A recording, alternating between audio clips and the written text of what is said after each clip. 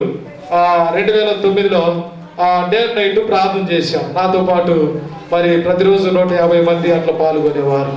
తినేస్తారు, తింటారు. నాతో పాటు ఒకసారి మళ్ళీ 7 రాత్రులు 7 పగుళ్ళు ఇలాగనే ఉపవాస ప్రార్థన నేర్పించాను. ఒకసారి మళ్ళీ అదే కంటిన్యూగా ప్రతి సంవత్సరం 21 రోజు రాత్రి పగలంతా ఉపవాస ప్రార్థన చేస్తూ వచ్చాం. 14 రోజులు ఉపవాస ప్రార్థన చేస్తూ వచ్చాం. 2010 వచ్చింది. 29వ తారీఖు సాధారణుడు ప్రవేశించడం ప్రారంభించాం. 2010 నవంబర్ 29వ తారీఖు మరి సాధారణుడు గలిబిలి చేయడం, సిస్టర్ను ఆధారం చేసుకొని ప్రారంభించాడు. అంతకుముందు ఒక 2 నెలలు ఒక ఇస్త్రీకి నేను బట్టలు ఇచ్చేవాడిని. బయట ఒక షర్ట్ పోయింది. ఆ షర్ట్ పోయి అడిగితే లేదని చెప్పారు. లేదు, ఇచ్చేసామన్నారు. ఆ తర్వాత నేను ఆ షర్ట్ పోయిన ఒక 20 రోజులకి ఆంధ్రాకి వెళితే, హైదరాబాదు వచ్చితే ఆంధ్ర నుంచి హైదరాబాద్కు బేస్తరపేట వెళ్ళి హైదరాబాద్కు వస్తే ఇంకా బస్సులో షర్ట్ ఉంచుకోబుద్ధి కాదు. షర్ట్ ఉంచుకోకుండా తీసేసి కిటికీలో వచ్చి దొంగాలనిపిస్తుంది. అప్పుడు సేవకురాలు ఏంటి ఇట్లా చేస్తున్నాడు అనేది ఇట్లా ప్రార్థన చేస్తూ ఉంటే అది పోయి ఆ టైంలో ఆమె కావాల్సిన టైం అది పోయి ఆమె మీద పడిపోయింది. సర్లేమని ప్రార్థన చేస్తా సంఘం అంతా దూరంగా ఉన్నారు. పరిగెత్తుకొని బ్రదరు సిస్టర్స్ అందరూ పరిగెత్తుకొని వచ్చారు, కన్నీరుగా వచ్చారు. ఆ దినం మొదలు మరి స్థలం లేదు, గుడిసె ఎట్లా పరిచయం నిలబడాలి, ఎట్లా ఏంటి అని ఆలోచన చేసి ఆ దినం 2010 సంవత్సరంలో మరి కొరియన్నంకులు పిలిపించి స్పెషల్ మీటింగ్ పెట్టి ట్యాంక్ లేదు, స్థలం లేదు, గుడిసె బాప్తిస్తాల గుడికి ఏర్పాటు చేశారు. ఒక ట్యాంకులో అది ఇద్దరు దిగితే కుదిరేదిగా సౌడు ఏవు వాళ్ళకి దగ్గర మరి తీసినప్పుడు అంకులు ప్రార్థన చేస్తున్నాడు. సిస్టర్ పోయి అంకులు షర్ట్ పట్టుకొని వాడిని నువ్వు ఇక్కడ నుంచి వెళ్ళగొట్టుంటుంది కొరియన్ అంకుల్ని, వాడు ఇక్కడ సేవ చేయొద్దు అంటుంది. అప్పుడు అంకులు ఉండి లేదు సేవ చేస్తాడు, ఇక్కడ సేవ సేపిస్తాం అని చెప్పాడు. అప్పుడు చెప్పి మళ్ళీ కన్నీరు గార్చాడు కొరియన్ అంకులు. తన బిడ్డ కొరకు ఎట్లా సంధిస్తున్నాడు, ఆమె కోసం మా కోసం కన్నీరు గార్చి, జకరియా ఇది దేవుడు అనుమతించిన పరిస్థితి, నువ్వు భరించాలి, ఇది సాదృశ్యంగా నిలవాలి అని చెప్పాడు. ప్రార్థన చేశాడు, వెళ్ళాడు. ఆ తర్వాత ఇంకా ప్రార్థనకు మేము ఆరంభించాం. ఆ తర్వాత చిన్న ఆలోచన వచ్చింది, మరి మందిరం అన్న ఏర్పాటు చేస్తే బాగుంటుంది, ఎట్లా చేయాలి, పైసలు లేవు. నేను వచ్చరకు ఒక 1000 రూపాయలు మాత్రమే ఇక్కడ ఉన్నాయి పరిస్థితి, ఎట్లా చేయాలి, ఏం పరిస్థితి, మరి స్థలం ఎట్లా కావాలి, ఇవన్నీ ఎట్లా చేయాలి అని ఆలోచన చేసుకుని నేను ఈ పులిపీఠం దగ్గర ఆ గుడిసెలో పండుకొని ఉంటే సహోదరుడు నెవెల్ వచ్చి నా దగ్గర పక్కలో పండుకున్నాడు. దాని పండుకున్న తర్వాత ఏందన్నా ఎందుకు ఏడుస్తున్నారు, ఎందుకు బాధ అంటే, మరి మేము సేవకు వస్తే ఇట్లా పరిస్థితి అయిపోయా, మరి ఒక స్థలం లేకపోయా, మంచి లేకపోయా, ఏం లేకపోయా, ఎట్లా చేయాలా అని ఆలోచన చేస్తే స్థలం కథ కదా, నువ్వు అట్లా ఉండు అని ఎక్కడ పోయాడో ఏ పోయాడో డబ్బులు తీసుకొచ్చారు. ప్రారంభమైంది కానీ అందరూ తీసుకొచ్చి ఇక్కడ పెట్టారు. ఇమీడియట్లీగా స్థలం ఏర్పాటు జరుగుతూ వచ్చింది. ఆ తర్వాత స్థలం అయింది, అందరూ రిజిస్టర్ చేసాము. అంకులు పిలిపించి సొసైటీ పేరు మీద ఎక్కడ చేయాలంటే ఖచ్చితంగా సొసైటీ పేరు మీద చేయాలి. నేను ఒకవేళ చనిపోయినా, నేను ఉన్నా, ఇక్కడ వెళ్ళిపోయినా ఈ స్థలంలో పరిచర్య జరగాలి, ఈ స్థలంలో ఏం జరగాలి, హెబ్రోన్ నుంచి పరిచర్య జరగాలి అనే ఉద్దేశంతో చేశాము. రిజిస్టర్ చేసిన తర్వాత మరి ఇదే రోడ్డు సీదా చక్కగా ఉండేది. ఇదే రోడ్డు మందిరంలో అడ్డు ఉండేది. యువకులకి 2 ఫ్లాట్లు, అవకలకి 2 ఫ్లాట్లు ఉండేది. ఎట్లా ఇటు జోడు చేయాలంటే సమస్య ఎదురవుతా ఉంది. రోడ్డు ఎట్లా తీసేస్తామని స్థానికంగా అంటున్నారు. కొన్ని పరిస్థితులు, కొన్ని ఇబ్బందులు ఎదురవుతున్నాయి. ఎట్లయినా చేయవలసిందే ఏమన్నా కానీ.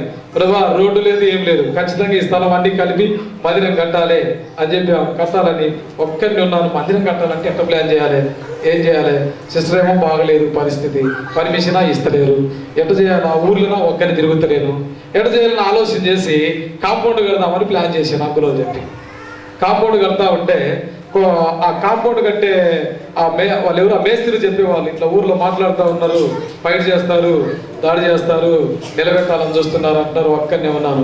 పోయి పంచాయత్ సెక్రటరీకి చెప్పారు. ఆ తర్వాత పోలీస్ కంప్లైంట్ ఇచ్చారు. పంచాయత్ సెక్రటరీ వచ్చి మాస్టర్ గారు ఇక్కడ మందిరం మీద అబ్జెక్షన్ చేస్తారు, కాంపౌండ్ ఆపాలని. అట్టెట్ ఉండాలి ఆపడానికి, ఇది క్రిస్టియన్ లొకేషన్, అట్లా ఆపడానికి లేదు, కాంపౌండ్ కడుతున్నాం అని చెప్తే ఆయన పోత ఆయనకేమైందో చెప్పేశాడు. ఎవరంటే సరే మీరు ధైర్యంగా ఉన్నారు కదా, వాళ్ళు ఎవరన్నా వచ్చినప్పుడు మీరు కంటే గుళ్ళు ఆపండి, మేము ఆపుతామని చెప్పి వెళ్ళిపోయింది. నాకు చెప్పి వెళ్ళిపోయింది. అవునా? ఆయన చెప్పారు, పోత ఒక మాట ఇచ్చిపోయింది. సర్లేమని వాళ్ళు అక్కడే అనుకుంటారు, నా దగ్గరికి రాలేదు. సర్లేమని ప్రార్థన చేస్తున్నాం. మరి మందిరం ఏర్పాటు చేయాలి. ఎక్కడ చేయాలి? స్థలానికి దేవుడు వాగ్దానం ఇచ్చాడు. స్థలం ఎక్కడ కొనాలని సహోదరులంతా ఊరి బయటంతా తిరిగి వచ్చారు. ఊరి బయటంతా తిరిగి వస్తే ఈ స్థలం కొనడానికి రేపు కొరేనంకులు వాళ్ళందరూ వస్తారు, వాగ్దానం అడుగుతారు. నువ్వు సేవకుడివి, స్థలానికి వాగ్దానం కావాలా, ఇచ్చాడా లేదా అని అడుగుతాడు. రికార్డు ఏం చెప్పాలి, పెద్దలకు నేనేం సమాధానం చెప్పాలి అని ప్రార్థన చేసినప్పుడు ఆ దినవృత్తాంతములు 22వ అధ్యాయం ఆ మొదటి వచనంలో దేవుడు చూపించాడు. ఏమన్నాడంటే, ఇది యెహోవాకు నివాస స్థలం ఇదే అని చెప్పాడు. అప్పుడు నేను చెప్పాను, అన్న మీరు ఎక్కడ తిరిగినా స్థలం కాదు, ఇదే స్థలం అవుతుంది. దేవుడు చూపించాడు, మీరు అవునన్నా కాదన్నా ఈ స్థలం కొనవలసిందే అని చెప్పాం. కొన్నాం, కాంపౌండ్ కట్టాం, ప్రతిష్ఠ చేశాం. మందిరం ఎంత కట్టాలా ప్రభు అన్నాం. మందిరం ఎంత కట్టాలా? పైసలు ఒక్క పైసా లేదు. సిస్టర్కి సంఘం ₹1,00,000 ఖర్చు పెట్టారు. ఏడ్చి కన్నీరు కాచి సంఘం అంతా వాళ్ళ కన్నీరు కాకోకుండా సంఘం అంతా ₹1,00,000 ఖర్చు అవుతుంది. హీల్ అవుతలేదు, డబ్బులు లేవు. స్థలం కొట్టివి, 3 లక్షలు పెట్టి స్థలం కొట్టివి, 3 లక్షలు పెట్టి కాంపౌండ్ కడితివి. ఇప్పుడు మందిరం ఎలాగని ఆలోచన చేస్తే ప్రభు కృపను బట్టి ప్రభు అన్నాడు, మందిరం ఎట్లా కట్టమంటావు ప్రభు అని ఆలోచన చేస్తే అది దినవృత్తాంతంలో 22వ అధ్యాయం 5వ వచనంలో దేవుడు కళ్ళ ముందు వాక్యం పోతా ఉంది. సకల ప్రదేశంలో ప్రసిద్ధి చెందినట్లుగా చాలా ఘనమైనదిగా ఉండాలి అన్నాడు. ఘనమైనది కట్టాలంటే, సకల ప్రదేశంలో ఘనమైన కట్టాలంటే ఇది సామాన్యమైన పనేనా అనుకొని ప్రభువా అంటే, నేను చెప్పానుగా బంగారు వెండి ఇత్తడి ఇనుము నీకున్నాయని చెప్పాను. అది సహోదరులు కూర్చోబెట్టుకొని మాట్లాడుతూ వచ్చాను. అన్న మందిరం దేవుడు చెప్పాడు అంటే, అన్న డబ్బులు ఏంటి వస్తాయన్నా, నువ్వు సేవ చేస్తావు, సంవత్సరం ఉంటావు, 12 అంటావు, నువ్వు వెళ్తావు, 50 లక్షలు 70 లక్షలు అంటావు, అప్పు సంఘం మీద పడుతుంది, మేము బజారు పాలైతాం, పోయి సేవ చేస్తావు, నీ సేవ ఏడైనాడు సార్. లేదు, అంత స్థితి రాదు. ఖచ్చితంగా ప్రార్థన చేయవలసిందే, ఖచ్చితంగా ఘనంగా కట్టాల్సిందే అని చెప్పి ప్రార్థన చేస్తే భుజాల నుంచి సహోదరులు అందరూ చెప్తే, సరే నీ ఇష్టం అన్నా, దేవుడు ఉన్నాడు, నువ్వు ఎక్కడ చేస్తావు చేయన్నారు. ఒక్కట్లో కూడా సంఘంలో ఎక్కడ ఎరుగంజ చేసిన ఈ సంఘంలో ఒక వ్యక్తి కూడా కనబడడు. ఈ కులం ఎక్కడ ఉన్నా, ఈ రాజపేటలో ఉండే ఈ కులం ఒక ప్రత్యేకమైన జనాంగం అని చెప్పగలుగుతారు. దైవభయం గతిస్తే లోపడతారు, తిరిగితే లోపడతారు, అరిస్తే లోపడతారు. సరే కానీ అన్నారు. ఎట్లాగా కానీ అన్నారు, వెళ్ళిపోయారు. ఏమిటి కట్టాలి? నన్ను కానీ అన్నారు, దేశాలు వలసపోయారు. ఎట్లా కట్టాలి? పని వాళ్ళకి ప్లాన్ తీసుకొచ్చాను, గుంటలు తీపిస్తున్నాను, ఇనుము లేదు ఏమి లేదు. ఎట్లా ప్రభా ప్రార్థన చేస్తున్నాను. వాళ్ళు ఏమో కానివ్వన్నారు, నువ్వేమో ఘనంగా కట్టమన్నావు, గొంతులేమో తీస్తున్నారు, ఎట్ట చేయాలి ప్రభా అని ప్రార్థన చేస్తూ ఉంటే ఆ నుంచి ఆరంభం అయింది. ఆది అపోస్తుల పాదముల దగ్గర ఏ విధంగా అయితే తమ భూములు, ఏ విధంగా అయితే తమకున్న స్వాస్థ్యాలు మరి అమ్మి పాదం దగ్గర పెట్టారు, నేను ఎవరిని ఏమి అనకుండా నా చేతి దగ్గరికి వారి మూటలు కట్టి నా దగ్గరికి వచ్చాయి. అది ఇప్పితే 2 లక్షలు, 1,50,000 ఇలాగా సమర్పించుకున్నాను. ఒకరు వచ్చారు ప్లాట్ అమ్మామన్నారు, ఒకరు వచ్చారు సిటీ నువ్వే వాడుకో అన్నారు, నేనే వాడుకోమంటావా అన్నా. అని ఇదేంటి ప్రభు, అందరు అడిగితేనే డబ్బులు ఇయ్యరు, వచ్చి ఇటనే పడుతున్నాయి అని చెప్తే అప్పుడు చూసుకో రాజపేట ఊరిలో ఈమె ఇట్నే ఉంది, ఏమి ఏడుస్తుంది, కన్నీరు కాస్తుంది, ఆమెకి ఏమీ తెలియదు ప్రభా. మరి చిన్న పిల్లలు మా ఇంటి దగ్గర వదిలిపెట్టి వచ్చాం, అక్కడ బామార్తులు, మరి తల్లి గురించి చూస్తే పిల్లలు ఏమవుతారో, సంఘంలో పిల్లలు వదిలిపెట్టి వచ్చాను. ఎట్లా అంటే మందిరం పని కానీ అంటున్నాడు. అప్పుడు లారీలు సిమెంటు, లారీలు స్టీలు, లారీలు కంకర. ఇక్కడ ఒక విధవరాలు మొట్టమొదటిగా కానుక ఇద్దరు విధవరాళ్ళు ఈ మందిరంలో కంకరు 60,000 పెట్టి తోలిచ్చాం. వారితో ప్రారంభమైన పని నేటి వరకు దాదాపుగా 95 లక్షల పని వర్కౌట్ అవుతా వచ్చింది. 95 లక్షలు వర్కౌట్ అవుతా వచ్చింది. బాత్రూములు కట్టడానికి దాదాపుగా 15 లక్షల ఖర్చు అయింది. బాత్రూములకి 15 లక్షలు ఖర్చు అవుతా వచ్చింది. ప్రభా ఇవన్నీ ఎట్లా సమకూరుస్తూ వచ్చావు మరి అని చూసినప్పుడు, మరి సిస్టర్ బాగుండు కదా, పిల్లలకు సంతోషం లేదు కదా అని ప్రార్థన చేస్తూ మరి ఒక మందిరం 2 స్లాబులు వేసే వరకు తీసుకెళ్ళి మా ఆంటీ వాళ్ళ దగ్గర బామర్ద దగ్గర వదిలిపెట్టి వచ్చాను.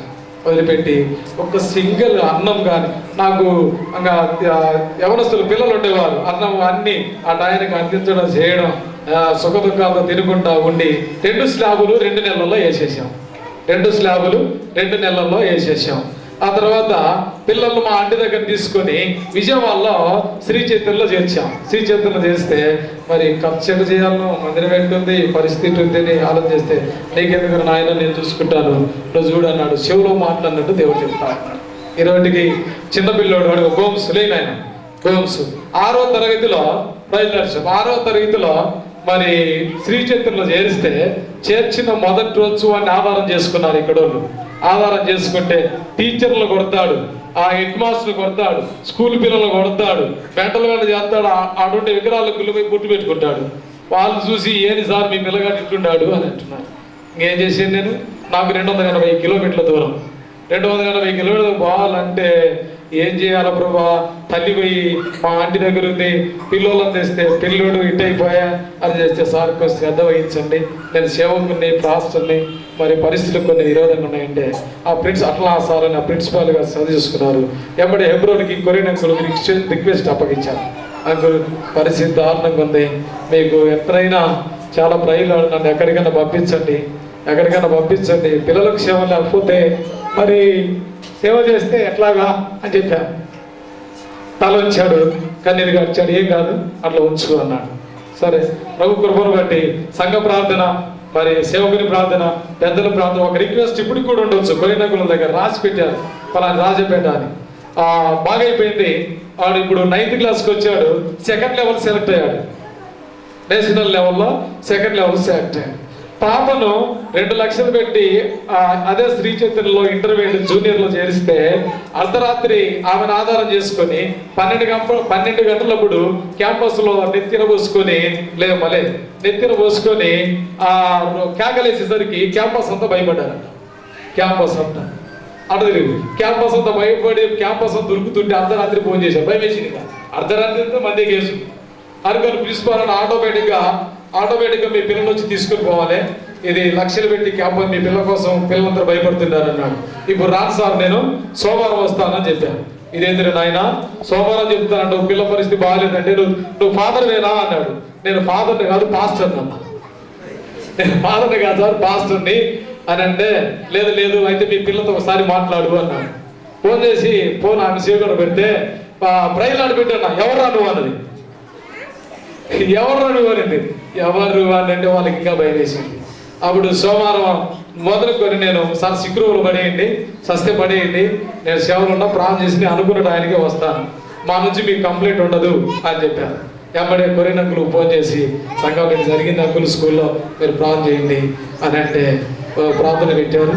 మరి నేను 3 రోజుల నుండి ప్రార్థన చేసి నేను విజయవాడ వెళితే వాళ్ళందరూ టిఫిన్ పోయిన తర్వాత ఈ అమ్మాయికి టిఫిన్ పెడతారంట. వాళ్ళందరూ స్నానానికి పోయిన తర్వాత స్నానానికి పంపుతారంట. అది మనం ఇక్కడ ప్రార్థన చేస్తుంటే అంకులోరు ప్రార్థన ఈలైపోయింది. ఈ అమ్మాయికి అర్థమైతలేదు, నన్ను ఎందుకు చేస్తున్నారు అని అర్థమై నేను వరకు వచ్చి బోర్న కలుసుకొని వేసింది. నా ప్రాణం చచ్చిపోయింది. ఏంటి డాడీ నన్ను ఇక్కడ పెట్టారు, స్కూల్కి వెళ్ళిస్తలేరు, మరి హాస్టల్కి వెళ్ళిస్తలేరు, టిఫిన్ తెచ్చి ఈయనే పెడుతున్నారంటే ఏంటిదమ్మా చిన్న ప్రాబ్లం అని చెప్పి ప్రిన్సిపాల్ గారు తీసుకెళ్ళి టీసీ రాసుకొని పోమంటున్నారు. లేదు టీసీ రాసుకొని పోని రాలేదు, ఫ్యూచర్లో ఏ ప్రాబ్లం వచ్చినా దీన్ని నాకు బయట అవుతాను అని చెప్పాను. అని చెప్పిన తర్వాత ఒక లెటర్ రాపిస్తున్నారు. ఆ లెటర్ మీద మరి ప్రైజ్ అని చెప్పి రాసి, మాకు మానసిక శారీరక రోగాలు మా వంశంలో లేవు, ఇది నేను పలానా స్థలంలో సేవ చేస్తా, కొంచెం చిన్న ప్రాబ్లమ్స్ ఉన్నాయి, దానివల్ల ఎఫెక్ట్ అయింది. ఫర్దర్లో ఏదన్నా మా పాపకు ఎఫెక్ట్ వస్తే మీ క్యాంపస్కి అభ్యంతరం లేకుండా నాకు నేనుగా తీసుకొని వెళ్తానని రాపించుకొని వచ్చాను. ఆ రోజు నుంచి ఈ రోజుకు మరి దేవుని కృపను బట్టి బిడ్డ నిలబెడుతూ వచ్చాను. పెద్దల ప్రార్థన, సంఘ ప్రార్థన చేశాను. అనేక మంది సంఘంలో సహోదరులు దగ్గర కూర్చొని బలపరిచేవారు. దేవుని కృపను బట్టి ఒకసారి కొరియన్ అంకుల్లో రిక్వెస్ట్ అడిగాను, అంకుల్ తట్టుకోలేకపోతున్నాను, ఎవరో కృపావరాలు ఉండేటోళ్ళు ఉంటారంట, వారి దగ్గరికి తీసుకెళ్తానని చెప్పాను. అంకుల్ అన్నాడు, మనం అవి సరిగా పట్టించుకోము, మనము సరే దేవుడు నీకు అనుమతించాడు, బాధ ఎక్కువ ఉంది కాబట్టి సరే నాయనా మరి చూడు అన్నాడు. కొన్నిసార్లు చెన్నై నుంచి, కొన్నిసార్లు బాలాజీ నగర్ నుంచి ఎన్ని ప్రయత్నాలు చేసినా వాళ్ళు ఏదో చేస్తారు, పోతారు, వస్తారు. ఇది కాతలేదు. ఇంకా గట్టిగా నేను 2012 మే నెల నుంచి మరి సంవత్సరం 365 రోజులు ఉపవాస ప్రారంభించాను. ఉపవాస ప్రార్థన ప్రారంభించాను. సంవత్సరం అంతా నైట్ పూట బ్రేక్ఫాస్ట్ చేసి గమనం వండుకుంటాను. నైట్ ఒక పగలంతా ప్రార్థన చేస్తూ ఉంటాను. ప్రభా ఎలాగంటే 2-3 సార్లు ఎస్ఐ వచ్చాడు, మైక్ బంద్ పెట్టి అంటాడు. 2-3 సార్లు అంటాడు. ఇప్పుడు ఒక్కొక్కరు వస్తారు, ఈ పాస్టర్ గారు వచ్చి పని చేశాడు, ఈ పంతులు గారు వచ్చి ఈ పని చేశాడు, వీళ్ళందరూ లేపాడు, ఈ జంగాలను అంటాడు. నేనేమి చేయలేని పరిస్థితి. ప్రార్థన చేస్తా ఉన్నాం. అప్పుడు ప్రార్థన చేస్తా ఉంటే గడగడ ఉనికి చెమటలు పట్టిపోయింది. చెమటలు పట్టిపోయిన తర్వాత నాకు ఏమైందో ఏమనిపిస్తలేదు, కానీ చల్లగా తడిచిపోయినాను. ఆ రోజు ప్రార్థన చేస్తా ఉంటే శరీరం అంతా వైబ్రేషన్ వస్తుంది. మొట్టమొదటి దాని నుంచి ఆ దినం ఎప్పుడైతే జరుగుతూ వచ్చిందో ఎవరి మీద చేయబెట్టు వాళ్ళకి హీల్ అవుతా ఉంది. ఎవరు పిల్లల్లోని లేనులు రండి వాళ్ళకి పిల్లలు అవుతా ఉంది. ఒకరు సంఘంలో అందరికి ఆడపిల్లలు పుట్టిస్తున్నారు. యేసుప్రభు నమ్ముకున్న వాళ్ళకి యేసుప్రభు ఎందుకు నమ్ముకు వెళ్ళిపోతారు. బాబు బాబాకి నీకు మగపిల్లడు కావాలి కదా, రాని ప్రార్థన చేశాం. ఇదే నెలలో మీ భార్య గర్భవతి అవుతుంది, మగపిల్లడు ఇస్తాడు అని చెప్తే ఆయన అన్నాడు, నాకు మగపిల్లడు వస్తే నేను బండి సమర్పించుకుంటానన్నా అన్నాడు. అంతకుముందు మా బ్రదర్స్ అంతా కూడా అన్న ఎన్నాళ్ళు ఇంటి తిరుగుతూ ఒకరు బైక్ మీద బండి సమర్పించుకొని తలాంత మనం వేసి బండి కొనిస్తాము అంటే, లేదు మీరు వేసిన బండి కొనిస్తే మేము వేసి కొనిచ్చిన బండి పేరు కొడుతుంది. దేవుడు ఇచ్చినప్పుడే దేవుడు ఆయనకు ఆ మగపిల్ల నుంచి బండిని కొని రిజిస్ట్రేషన్ చేసి తీసుకొచ్చి ఇప్పుడు ఎవరి పేరు? దేవునికి మహిమ కలుగును గాక. ఇంకో బ్రదర్ అన్నాడు, నాకు 4 ఆడపిల్లలు, నాకు వాళ్ళలాగా మగపిల్లుడు ఇస్తే నేను మందిరానికి 1 లక్ష సమర్పించుకుంటా కదా అన్నాడు. నువ్వు 1 లక్ష సిద్ధం చేసుకో, 9 నెలల్లో నీకు మగపిల్లుడు పుడతాడని చెప్పాను. 9 నెలల వాళ్ళకు మగపిల్లుడు పుట్టాడు. 1 లక్ష రూపాయలు తీసుకొచ్చి ఇచ్చాడు. ఇంకొకళ్ళకి అవార్షన్లు అవుతా ఉన్నాయి. అన్న ఇటునే విజిటింగ్ పోతా ఉన్నా, ఆయన తాగి ఉన్నాడేమో నడుమొచ్చి కలుసుకొని ఏమంటాడంటే, నా కొడుకు కోడలికి ఖచ్చితంగా బిడ్డ పుట్టాలి, బిడ్డ పుడితే అయ్యా ఇటు సమర్పించుకున్నాను 70,000 అన్న. బిడ్డ 9 నెలల్లో బిడ్డ పుట్టింది. 70,000 70,500 కలిపి 70,000 ఇలాగా చెప్పుకుంటూ పోతే దేవుని మహిమార్థమై అనేకమైన వాళ్ళకు సమయం ఇచ్చామంటే, లేదనుకో మందిరంలోనే ఏర్పాటు చేసి జరిగించామంటే బెరాకాలో సామాన్యంగా ప్రార్థన జరుగుతలేదు, ప్రార్థన బాగా జరుగుతుంది అంటే. దీని అందరికి కారణం ఏంటంటే స్థానిక సంఘం ఎవరో నుంచి దైవజనులు మరి కొరేనగులు గారి ప్రోత్సాహం, పెద్దలు మరి వెనకాలండి ముందు నడిపించేవారు. ఏ చిన్న విషయం జరిగినా, ఏ చిన్న మందిరంలో కార్యక్రమం అయినా ఏర్పాటు చేసిన తర్వాత ఎప్పుడెప్పుడు చెప్పాను, నేను అంకులు చెప్పాను. ముందు నేను అంకులకు చెప్పిన తర్వాత ఆ తర్వాత సంఘానికి తెలియజేస్తాను. నేను ఇలాగ కూడిక ఏర్పాటు చేసుకునే ఏర్పాటు ఉంటుంది. ఏదైనా పెద్దల తర్వాతనే అనే నిర్ణయంతో దేవుడు నాకు ఆ విధేయతను నేర్పించాడు. ప్రభునందు ప్రియ స్నేహితుడా సహోదరి, ఆత్మీయులు, ఆ తర్వాత రక్షణ అనుభవాలు, ఆ తర్వాత అనేక మందికి సంఘంగా, వ్యక్తిగతంగా, కుటుంబంగా ఈ అనేకమైనటువంటి గొప్ప కార్యాలు ప్రభు చేస్తూ వచ్చాడు. దేవునికి మహిమ కలుగును గాక. అయితే ఒక సందర్భంలో నేను ప్రార్థన చేసి పండుకొని ఉంటే దేవుడు ఒక మాట వినమన్నట్టుగా ఉంటుంది. అనేకులు లేని బొమ్మలకి జాతరలు ఏంటేంటో చేస్తూ ఉంటారు. మరి ఇన్ని బలమైన కార్యాలు జరిగితే జీవగల దేవుని నాకు మరి సంఘంలో ఎప్పుడైనా కృతజ్ఞత కూడిక జరిగిందా అని ఆలోచన వచ్చింది. ఆ ఒక్క రాత్రి ఆ దేవుడు సంధించిన ఆ సంధింపుకు నేను లోబడి సంఘానికి నేను తెలియజేస్తూ వచ్చాను. సేవకుని కుటుంబం తరపున, ఫ్యామిలీగా, సంఘం అంతటి తరపున నేను ఒక్కరిగా మరి సంఘము నాతో కలిసి కృతజ్ఞత కూడిక, అది ఎంత ఖర్చు అన్నా కానీ అర్థమవుతుందా, రాజాపేట స్థితికి తగినట్టుగా అది అన్నాడు యేసుప్రభు. ఆ ఎస్తేరు గ్రంథంలో చూపించాడు, రాజు స్థితికి తగినట్టుగా వారు విందును మరి పానములు ప్రోసిరి అనే వాడు చూపించారు. ప్రభా, నువ్వు జీవగల దేవుడివి, నువ్వు రాజకుమారుడివి, నా వెనకాల ఎప్పుడు సొసైటీ పెద్దలు అదొక ఆత్మీయుడు ఈ దర్శనం తీసుకొచ్చిన భక్ష్యకారి ఆ దర్శనంలో పెద్దలు నడిపిపోన్నది నేను ముందుకెళ్తాను. స్థానిక సంఘ ప్రోత్సాహం ఉంది, దీనికి ఎంతైనా నేను వెనుకాలను. ఈ కృతజ్ఞత కూడిక, నువ్వు రాజు, నేను రాజకుమారుడను కాబట్టి నీ స్థితికి తగినట్టుగా నేను ఈ కూడిక ఏర్పాటు చేస్తాను. అని నేను లోబడి కొరియన్ అంకుల్కు నేను ఫోన్ చేసి డేట్ తీసుకోవడం జరిగింది. ఒకసారి పోస్ట్ పోన్ అయింది, మరి ఆ డేట్ చెప్పి అంగీకరించాడు. మరి ఎందరిలో అనారోగ్య పరిస్థితులైన మరి ఈ చిన్న మార్పుల ప్రాంతానికి ఒకసారి కాదు అనేక పర్యాయములు రావడానికి ఆ స్థాయిలో ఉన్న దైవజనులు వారిని చూసి నాకు ఎంతో సంతోషం. ఒకవేళ ఈనాడు చనిపోయినా రేపు చనిపోయినా ఈ సాక్ష్యాలతో సజీవంగా నిలిచింది. ఈ పరిచర్య దేవుడు వాగ్దానం ఇచ్చాడు. మరి ఈ ఊరితో నాకు పని ఉంది అని దేవుడు చెప్పాడు. ఆ పని ముగించే వరకు దేవుడు విశ్రమించాడు. ఇర్మియా గ్రంథం 50:25లో కల్దీయుల ఊరు పట్టణంలో ప్రభువును యెహోవా నాకు పని ఉన్నది, తన ఆయుధశాలను తీసి యెహోవా తన కోపం తీసి ఆయుధాన్ని బయట తెచ్చుకుంటున్నాను, నువ్వు భయపడబాకు అని చెప్పాడు. ఈ సంవత్సరం కూడా దేవుడు వాగ్దానం ఇచ్చాడు. మరి ఆ విధంగా ప్రభు సహాయపడుతూ వచ్చాడు. అందుకనే రక్త సంబంధికులు, అన్నదమ్ములు, బామార్దులు, అత్తమ్మలు, వారికంటే ముఖ్యంగా నన్ను ప్రేమించిన సంఘం కంటే ముఖ్యంగా మరి నన్ను ఆత్మీయంగా ముందుకు నడిపించిన దైవజనుడు, మరి సొసైటీ తరపున పెద్దలు కొరియన్ అంకుల్ గారు, తిమోతి గారు, తర్వాత ఇలాగా ఎన్నో పర్యాయాలుగా చిన్న పరిచర్య, చిన్న అవసరమైన ఇంత స్థితికి, ఇంత ప్రార్థనకి ఎదగడానికి ఒక మాట చెప్పాలంటే కొరియన్ అంకుల్ మరి అచ్చు సంతోషపడతారు ప్రార్థన అంటే. అందుకని నేను ఇప్పటికైనా ఎప్పటికైనా దేనికైనా రుణస్తుని. అంకుల్కు తెలుసు అనేక పర్యాయాలు సంఘానికి తెలియకుండా అంకుల్ కాడికి వెళ్ళి అంకుల్ ఎటన్నా పిల్లలు మాకు మార్గం చూపిస్తే ఈ సోదరు నుంచి తప్పించబడతామంటే లేదు అక్కడ సాతానుడు అంత మొందించే వరకు నువ్వు పని చేయవలసిందే, లేకపోతే సంఘం నిలవదు, లేదు నాయన అని కన్నీరు గార్చి ప్రార్థన చేసి పంపిస్తారు. పోయినప్పుడల్లా మన సంఘం అంటే అంత ప్రేమ, అంత మరి ఆప్యాయత వారిలో పెద్దల్లో చూపిస్తూ వచ్చాడు. వారికి కూడా నేను రుణస్తుని. నాతో పాలిభాగస్తులుగా ప్రార్థన అలవాటు. దాదాపుగా ఒక రోజు పగలు చేస్తాను, ఒక్కొక్క రోజు నైట్ చేస్తాను. అలాగా నిద్ర పట్టకపోతే ప్రార్థన చేయమన్నాడని గుర్తుపెట్టుకొని రాత్రి అంతా ప్రార్థన చేస్తాను. ఉదయం 4 గంటలకు లేస్తే 8 గంటల దాకా ప్రార్థన చేస్తాను. విశ్వాసులు అభ్యంతరకరంగా లేకపోతే చేస్తా ఉంటాను. రక్షణ పొందిన నాటి నుంచి నేటి వరకు 54 సార్లు బైబిల్ ముగించడానికి ప్రభు కృప ఇచ్చాడు. కానీ ఒక వాక్యం కూడా జ్ఞాపకం ఉండదు, ఏమి అర్థంగా. అందుకని సంఘానికి వెబ్రోన్ నుంచి వచ్చిన మా ఆత్మీయతరులు, దైవజనులు, పెద్దలకి, మరి అలాగే వచ్చిన సేవకులందరికీ, కుటుంబానికి, మరి నా స్థానిక సంఘానికి, బయట నుంచి వచ్చిన సంఘ బిడ్డలందరికీ కూడా ప్రభు మహిమార్థమై కృతజ్ఞత కూడిన సందర్భాన మా తరపున, సంఘం తరపున మీ అందరికీ ప్రభు నామమున వందనాలు తెలియజేస్తూ ప్రైజ్లాలు చెబుతూ ముగిస్తున్నా. కీర్తన 15వ వచనం చదవండి.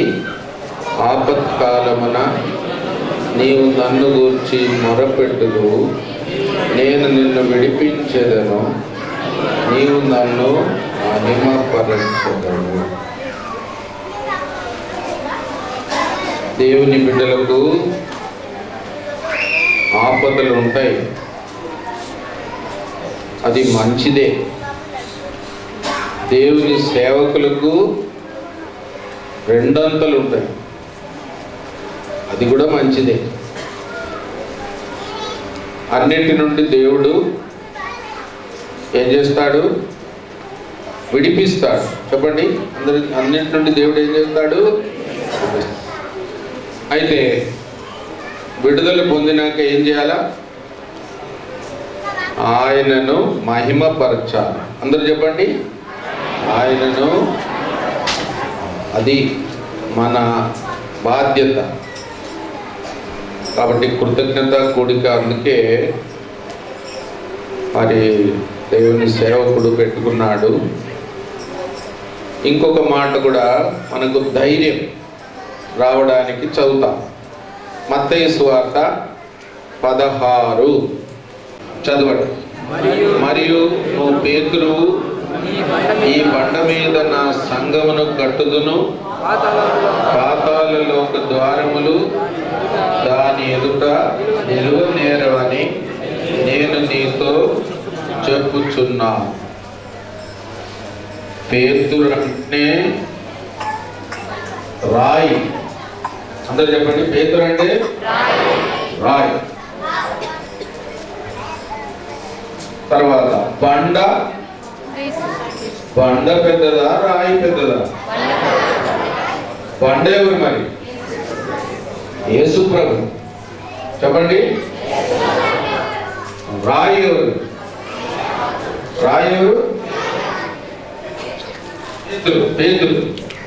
లేకుంటే మనం, లేకుంటే జక్కరియా. రాయిలాగా ఉన్నాడు కదా? రాయిలాగా ఉన్నాడా? ఉన్నాడు. అయినా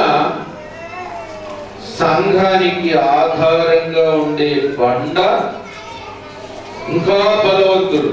చెప్పండి. ఇంకా యేసు ప్రభు. అలాగ కట్టబడిన బండ అయిన సంఘముతో కలిసి పోరాడితే, నిలబడితే పాతాళలోక ద్వారములు పారిపోతుంది. చెప్పండి. పాతాళలోక ద్వారములు పారిపోతుంది. సైతాను శక్తులన్నీ ఏమైతుంది? నిలుస్తుందా? నిలువదు, పారిపోతుంది. కాబట్టి మీకు కూడా ఏదన్నా కష్టం వచ్చినప్పుడు సంఘానికి చెప్పండి, సంఘ ప్రార్థనలో పెట్టండి. సంఘం అంతా కలిసి ప్రార్థన చేశారంటే సైతాను శక్తులన్నీ పారిపోతాయి. చెప్పండి. ఏం చేస్తారు? కాబట్టి అది కూడా గొప్ప రహస్యం. చాలా మంది ఒంటరిగా పోరాడతామంటారు, అది కాదు సంఘం. కాబట్టి సంఘానికి ఇచ్చిన అధికారం.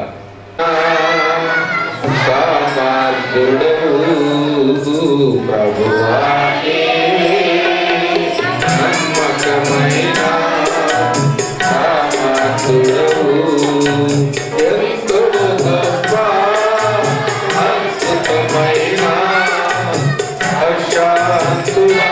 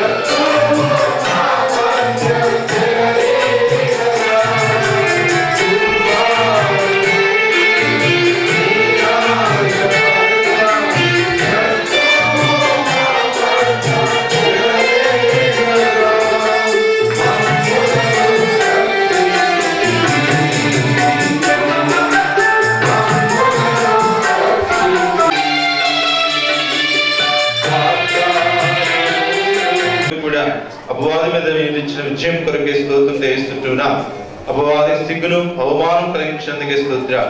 ప్రభావ మీ దాసుడు దయచేసి శ్వాసంతో చూడడానికి మీ సందులో స్థిర సాక్షి అబ్రహాము, ఇస్సాకు, యాకోబుల దేవా, యేసుక్రీస్తు ప్రభు పరిశుద్ధమైన నామములో మీ స్తోత్రాలు చెల్లిస్తుంటున్నాం. జ్యోతిమయుడగు తండ్రి, శ్రేష్టమైన ప్రతి ఈవుయు వరమును అనుగ్రహించు దేవుని సన్నిధిలో మధ్యాహ్న కాల సమయంలో మీ వాక్యంలో సెలవిచ్చిన రీతిగా నాతో కూడా యెహోవాను గణపరచుడి. ప్రభు మీ దాసునితో, మీ ప్రజలతో మిమ్మల్ని గణపరచుటకు మీరు ఇచ్చిన కృపను బట్టి స్తోత్రములు. ఒక సమయంలో తండ్రి, హిజ్కియా మీదకు శత్రు సమూహము లేచినప్పుడు దేవుని సన్నిధికి వెళ్ళి 3 మాటలు పలికి ప్రార్థన చేసినాడు. పెరుగుల మధ్య నివసించుచున్న ఇశ్రాయేలు దేవా, భూమి ఆకాశములు కలుగజేసిన అద్వితీయ దేవా, నీవు లోకమందున్న సకల రాజ్యములకు దేవుడివై ఉన్నవని మీ సన్నిధిలో ప్రార్థించినప్పుడు శత్రు సమూహము వెనక్కెళ్ళిపోయింది. ప్రభు మీ దాసుని మీరు జ్ఞాపకం చేసుకుని ప్రేమించి రక్షించి తల్లి గర్భం నుంచి ప్రభు బయటపడిన నాటి నుండి మీరు కనికరించి ప్రత్యేకించినందుకు స్తోత్రములు. మీ ద్రాక్ష వనములో కలిసి పని చేయుటకు ప్రభు మీరు ఏర్పాటు చేసుకొని మీ వనములోకి తీసుకొచ్చిన నాటి నుండి జక్రేనును కుటుంబాన్ని ప్రాంతంలో ప్రభు మీరు నిలబెట్టుకొని శత్రువుకి ఎదుట ప్రభు పోరాటకును దీని ద్వారా తండ్రి ప్రార్థన పరుణ్ణిగా మీరు చేసినందుకు మీకు వందనాలు చెల్లిస్తుంటున్నాం. ఈ పేద ప్రజలను జ్ఞాపకం చేసుకొని ఈ ప్రజల మధ్యలో ప్రభు సాక్షిగా ఈ ప్రాంతంలో ఉండాలని, సిలువ మోసి మిమ్మల్ని వెంబడించాలని మీరు కోరి ఇష్టపడి జీవిత యాత్రలు అనేకమైన పరిస్థితులు శత్రువు మీదకి వచ్చినప్పుడు ఉన్నవాడుగా అనువాడుగా తండ్రి ప్రభు ఆ కీర్తన మీరు చదివిన రీతిగా తండ్రి ఆపత్ కాలములో మీరు విడిపించి మీరు బలపరిచి ప్రభు ఈ బండ మీద నా సంఘాన్ని కడతానని చెప్పిన వాగ్దానం రుజువుపరిచినందుకు కృతజ్ఞతాస్తుతులు చెల్లించుతున్నాం. జక్రియన పక్షంగా కుటుంబ పక్షంగా మీరు చేసిన మేలులు కొరకై కృతజ్ఞత స్తుతి ఆరాధనలు తండ్రి అయిన దేవునికి కుమారుడైన దేవునికి పరిశుద్ధాత్మ దేవులకు మీ పాదములకు సమర్పిస్తున్నాం. సంఘాన్ని బట్టి తనకిచ్చిన సహకారాన్ని బట్టి ఇంత మడుగు ప్రభావ మందిరం విషయంలో మీరు చూపించిన అనాది సంకల్పాన్ని బట్టి హృదయమార కృతజ్ఞతాస్తుతులు చెల్లిస్తూ యేసు ప్రభువారి పరిశుద్ధమైన పవిత్రమైన బంగారు పాదములకు సమర్పించి అర్పిస్తుంటున్నాం మా తండ్రి. ఆమేన్. ప్రియమైన దేవా ఎన్నో మాలో పాల్గొనమని సాతాను ఆలోచనలు తీసుకొచ్చినప్పుడు ప్రభా దైవజనుడు కొలినంగం ద్వారా ఎవరోను పెద్ద ప్రోత్సహించి ఇక్కడ నిలబెట్టినందుకే వందనములు. ప్రభా సంఘాన్ని ఎంతగానో ప్రేమించొచ్చారయ్యా, అందుకే వందనములు. ఎడారి వలె ఉన్న ఈ యొక్క స్థలాన్ని గుడిసెతో దేవ పలు పలు విష పురుగు క్రిమి కీటకాలతో నింపబడ్డ ఈ స్థలమును దురాత్మలతో చీకటి శక్తులతో నింపబడ్డ ఈ స్థలమును నువ్వు ఎంతగానో ప్రేమించావు ప్రభువా. నీ వాక్యాన్ని ఇక్కడ నిలిపావు, వెలుగుగా మార్చావు. నీకు వందనములు. రాయిలాగా దేవా నీ కొరకు నిలబడుటకు శోధనలన్నిటిపైన విజయం పొందుటకు నీ దాసునికి విజయం ఇచ్చావు దేవా. మనం స్తుతిస్తున్నాం, ఆరాధిస్తున్నాం ప్రభా. మరి అత్యంట్లో నుంచి ప్రభా సొంత మందిరం ఇచ్చి ఎంతవరకు తండ్రి ప్రభా మీ యొక్క మహిమ ఐశ్వర్యంలో నుంచి మీరు సిద్ధపరిచిన ధనాల ద్వారా ఈ యొక్క మందిరాన్ని మీరు కట్టినందుకు మీకు వందనాలు. ముందున్నటువంటి ప్రభా ఇంకా పైన అంతటి కూడా మీరు ప్రభా మరి ఘనంగా చేస్తానని ఇచ్చిన వాగ్దానం అంతటికై హృదయమారా కృతజ్ఞతాస్తుతి సమర్పిస్తూ ప్రభా మీరు మీ దాసుల పక్షాన విరాగ ప్రార్థన మందిర పక్షాన ఇక్కడ చిన్న మంద పక్షాన మీరు చేసిన మేలన్నిటికై ఏమి చెల్లించలేక స్తుతి ఆరాధన యేసు ప్రభు నామంలో మీకే సమర్పిస్తున్నాను తండ్రి. జీవముల దేవ నమ్మకం రాజా వందనాడు స్తోత్రాల తండ్రి. మరొకసారి దాసుని జ్ఞాపకం చేసుకొని ఈ రాజపేట ఈ సమాజంలో ప్రభా స్థిరపరిచి బలపరచడానికి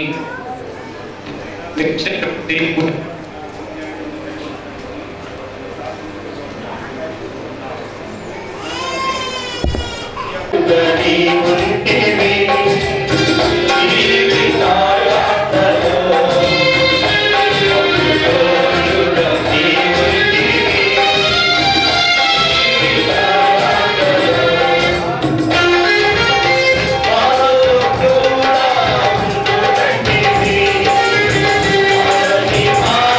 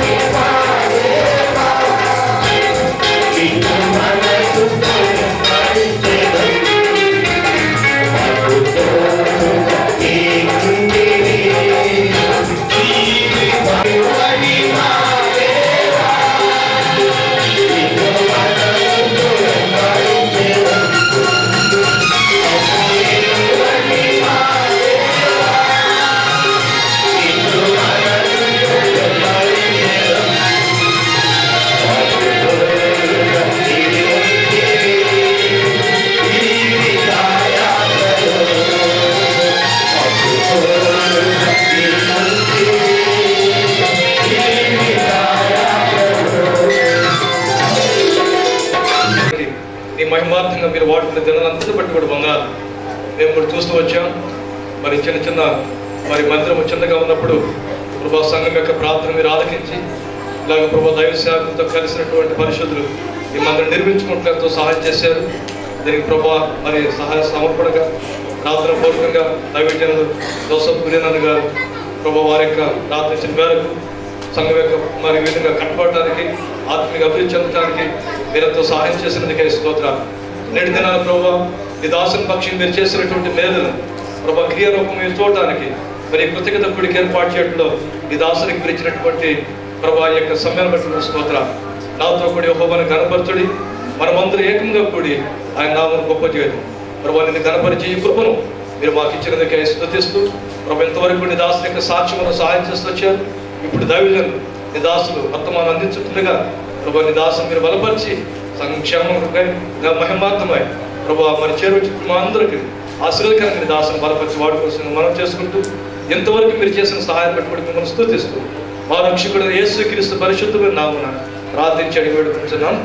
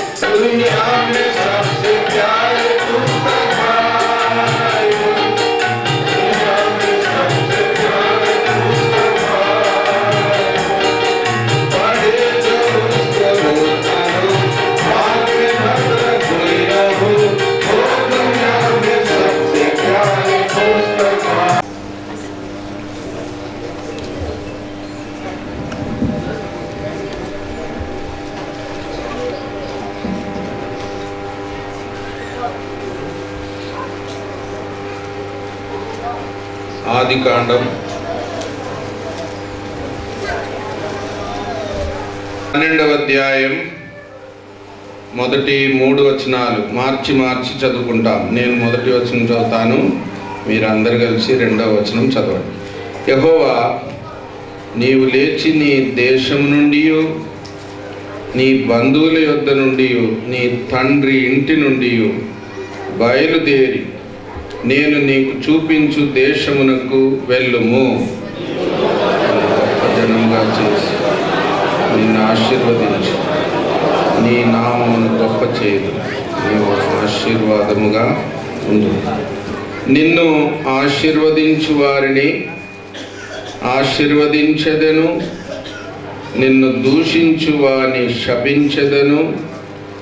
భూమి యొక్క సమస్త వంశములు నీ యందు ఆశీర్వదించబడునని అబ్రాముతో చెప్పాను. సరే, అంతవరకు. అబ్రాము జీవితము ఆశీర్వదించబడిన జీవితం. అందరు చెప్పండి, ఎలాంటి జీవితము?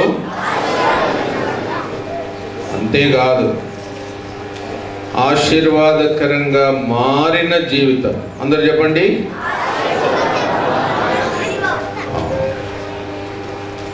పూర్తి ఆశీర్వాదం అంటే అట్లా ఉంటుంది. కొంతమంది నన్ను ఆశిస్తే దేవుడు స్వార్థపరుడు కాడు. చెప్పండి, దేవుడు స్వార్థపరులను కూడా ఆశీర్వదించాడు. చెప్పండి, దేవుడు స్వార్థపరులను ఆశీర్వదించాడు. అందరికీ ఆశీర్వాదం తేవాలనుకున్న వారిని దీవిస్తాడు. చెప్పండి, అందరికీ ఆశీర్వాదం నా ద్వారా కలగాల. చెప్పండి, ఎలా కలగాల? అట్లా సమర్పణ కూడా ఉండాలి. అదే అబ్రహాము జీవితం యొక్క రహస్యం. జాగ్రత్తగా మనం అబ్రహాం యొక్క జీవితం చూస్తే మొట్టమొదటి మెట్టేంటో చూడండి. అపోస్తుల కార్యం 7వ అధ్యాయం.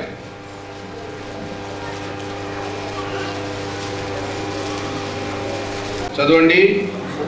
అందుకు స్టెఫను చెప్పినదేమనగా, సహోదరులారా, తండ్రులారా, వినుడి. మన పితరుడైన అబ్రహాం హారాన్లో కాపురం ఉండక మునుపు మెసొపొతామియాలో ఉన్నప్పుడు మహిమగల దేవుడు అతనికి ప్రత్యక్షమై, మహిమగల దేవుడు అతనికి ప్రత్యక్షమై. అందరు చెప్పండి, గట్టిగా చెప్పండి. దాని మునుపు మహిమ లేని దేవతలను మొక్కుతూ వచ్చాడు. నోరుండి మాట్లాడని దేవతలు. చెప్పండి, నోరుండి, చెవులుండి వినని, కళ్ళుండి, కాళ్ళుండి, చేతులుండి ఏమి బదువు తీసుకోదు. ఎవరన్నా ఉన్నారేమో అట్లాంటి వాళ్ళు ఇక్కడ. అబ్రహాము మహిమగల దేవుని దర్శనం చూచాడు. నిజమైన దేవుణ్ణి, సజీవుడైన దేవుణ్ణి, సృష్టికర్త అయిన దేవుణ్ణి, జీవం గల దేవుణ్ణి, ఏకైక దేవుణ్ణి దర్శనం చూచాడు. అందుకే ఎవరైనా దీవించబడ్డారు అంటే దేవుణ్ణి ఎరిగిన వారే దీవించబడ్డారు. దేవుణ్ణి ఎరగని వారు ఎంత ధనవంతులైనా, ఎంత బలవంతులైనా, ఎంత చదువుకున్నా అంత సున్నా, అంత సున్నా. దేవుణ్ణి ఎరగడమే, నిజ దేవుణ్ణి ఎరగడమే, దేవునితో సంబంధం కలిగి ఉండడమే, దేవునితో సహవాసం చేయడమే నిజమైన ఆశీర్వాదం, నిత్యమైన ఆశీర్వాదం. అందుకే అబ్రహాము నిజమైన మహిమగల దేవుని దర్శనము పొందాడు. చెప్పండి, నిజమైన దేవుని దర్శనము పొందాడు. ఆదికాండం 12లో మనం చదివిన వాక్యాల్లో